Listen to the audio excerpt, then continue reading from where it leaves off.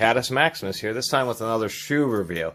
This time with a pair of Skechers 7111 7111 Alley Cats low top leather boot.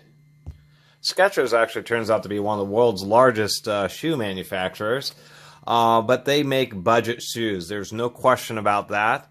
And some Skechers have worked out fine for me. Some do not. They actually still sell these. I saw one place online where they had 4.5 star average review rating on over 400 reviews. I wouldn't give these 4.5 stars. I would give them a whole lot less. Anyway, let's start off with some of the things that are better, because I don't like to start off with negativity. We'll get into that in just a minute here. They do have metal reinforced eyelets. They do have a steel rivet right here to help prevent it from pulling out. This lower portion is triple stitch, but the rest up here is double stitch and even some single stitching, so not quite like the Timberland Pros.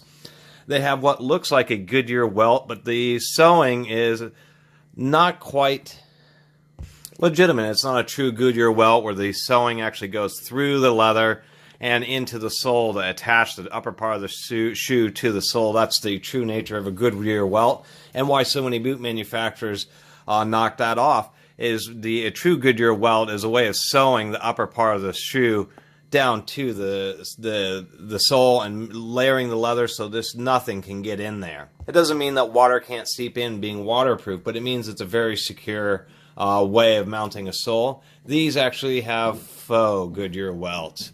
They also advertise right here, even on the inside of the shoe, leather upper. But we can see that obviously not all of the upper is leather. That was another disappointment.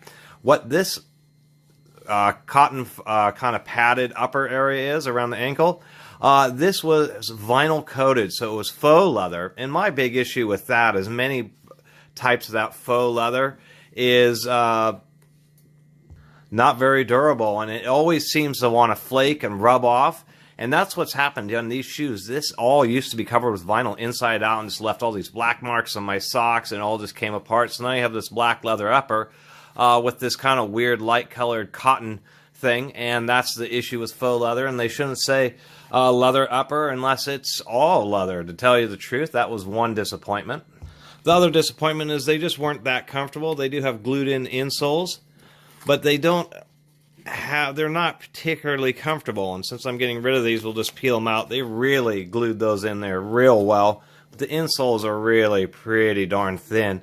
And then the inside area is some kind of fiber mat, but there's no additional cushioning, and it's just a hard piece of rubber. So these were not very comfortable. They have a very tiny amount of insulation, but not very much. The other issue I had, and it seems to be a way some leathers is treated, is that I had all these issues. You just got a little bit of rain. This was not stomping around in puddles until my feet were soaked. This was walking around a little bit of rain, and then all this white discoloration started happening on the boots. I've seen this happen on some other shoes to a lesser degree, but on these Skechers, it just seemed to be terrible. You get a little water on them, and then you just get all this kind of crazy water staining. So in a nutshell, they were not very comfortable. They didn't quite stand up for their advertising. For $65 for low-top shoes, not really very satisfied. I did want to mention that they do have a traditional boot tread. I actually know a little history of this. This tread pattern, this specific tread pattern here with the little pluses and then these bars that go around radially, this is the original Vibram design. A lot of people are aware of shoes that have Vibram soles. How Vibram made their name is when people started climbing Mount Everest. I just read this online. When they were climbing Mount Everest, Vibram came up with a new tread and sole design to take for boots to walk around the snow and climb Everest. And then this was the tread pattern. This is the original Vibram tread pattern. So since the trademarks and everything or patents have run out on this tread pattern, that's why there's so many boots that use it, was because it was just an initial one. And when Vibram came out with it, it just took off and was incredibly popular. So everybody and their mother basically started using that tread pattern. So if you see this tread pattern, just know that it is based off the original Vibram tread pattern. The last thing that was the worst part about these shoes is when I was kicking them off, and you can see I've worn these some, but they're not totally destroyed or anything. They're just kind of black low-top boot-looking shoes where you don't want to put on and lace up a full boot. And just kicking it off one day, the heel just completely tears away. It was just, come on now. $65 isn't super cheap. It's not a $20 pair of shoes.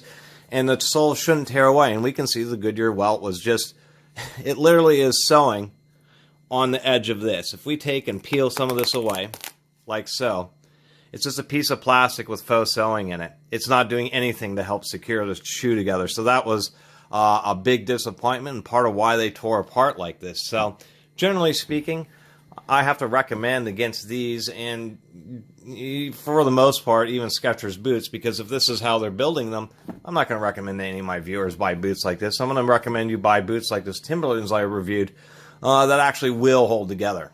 And as far as low-top shoes that look like boots, there's definitely other options out there for 65 bucks. So anyway, this was another quick kind of boot review, shoe review. I am Catus Maximus, and I do like to make YouTube videos if you haven't noticed. I'm almost there at 500 videos, so I'm getting real excited about that. And 2,000 subscribers for that matter. Anyway, that's about it for this review of these Skechers Alley Cats. Since I am Catus Maximus, I kind of like that they were called Alley Cats too, but real disappointed in the performance, how hard they were when you were walking in them. The advertisement of all leather upper when it truly wasn't, and then just basically falling apart and having a fake Goodyear welt. No good. Anyway, I really appreciate everybody watching and subscribing, and if you haven't subscribed, please do support the Catus Maximus channel by subscribing. Until next time, Catus Maximus out.